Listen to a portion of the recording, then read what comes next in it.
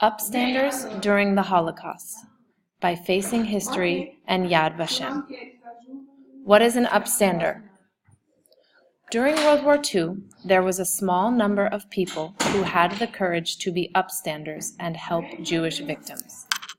An upstander is a person who takes action to help another person during an injustice. According to the Holocaust Museum of Houston, only a small percentage of the Nazi Empire were perpetrators. Less than 1% made a decision to become upstanders. Most people chose to be bystanders. Most upstanders began as bystanders. Some had done nothing during the early stages of persecution, but there was a point where they decided to act and help their Jewish neighbors. The Jews who asked for help were fighting for their own survival. They also had courage to try to survive. With Jewish neighbors at their doors, bystanders had to make a quick decision. Do they help their neighbor or do they close the door? Punishment for upstanders. Every country had different punishments for being an upstander. In Eastern Europe, the Germans killed the upstanders and their entire families if they were hiding Jews. Nazis put up signs warning people not to help the Jews. Both upstanders and the rescued Jews lived with the fear of being discovered by the Nazis. There was always the danger of neighbors telling the government. Upstanders had to sacrifice their normal lives to help Jews.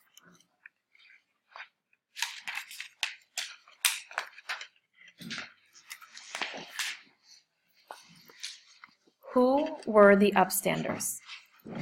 Yad Vashem, a Jewish organization dedicated to remembering the Holocaust, has found evidence of upstanders from 44 countries. Upstanders were Christians from all churches, Muslims, men and women of all ages. Upstanders came from all careers and social classes. They were university professors, teachers, doctors, religious workers, servants, policemen, peasants, fishermen, a zoo director, a circus owner, and many more. The main ways of helping. Hiding Jews in their homes or property.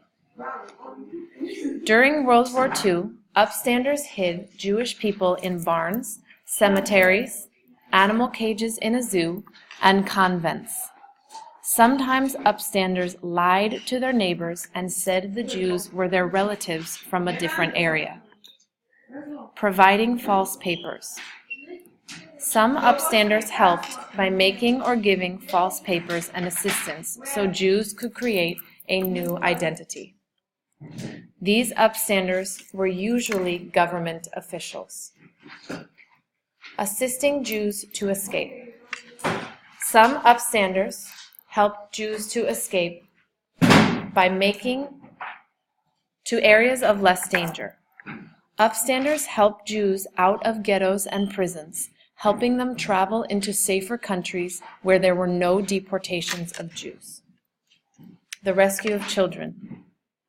Jewish parents faced the dilemma of giving their children to other families so the children could survive.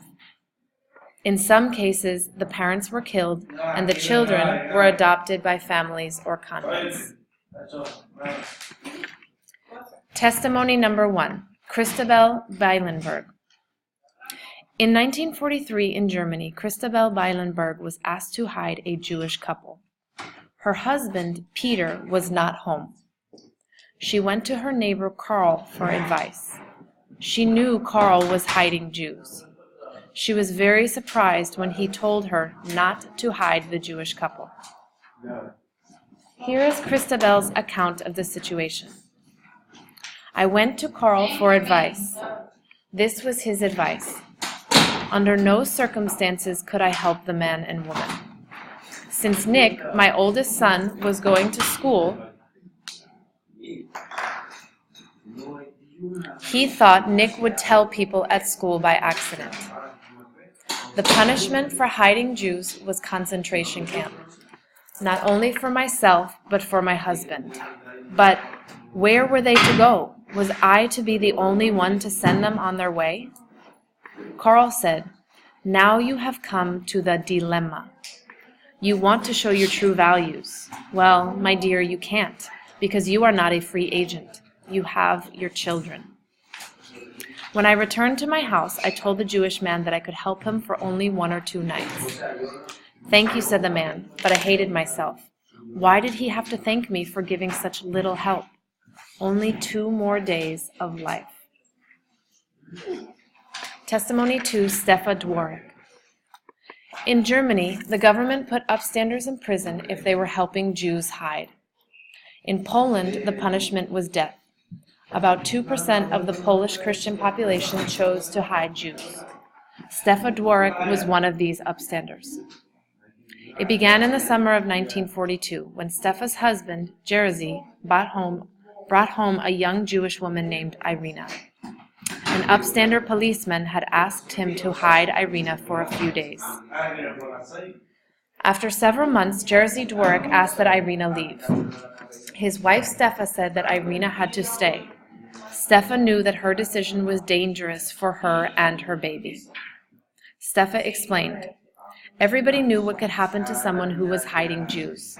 Sometimes when it got dangerous, Irina would say to herself, 'I'm such a danger to you. I will leave.' But I said, 'Listen, until now you were here and we have been safe.' I knew that I could not let her go. We became good friends."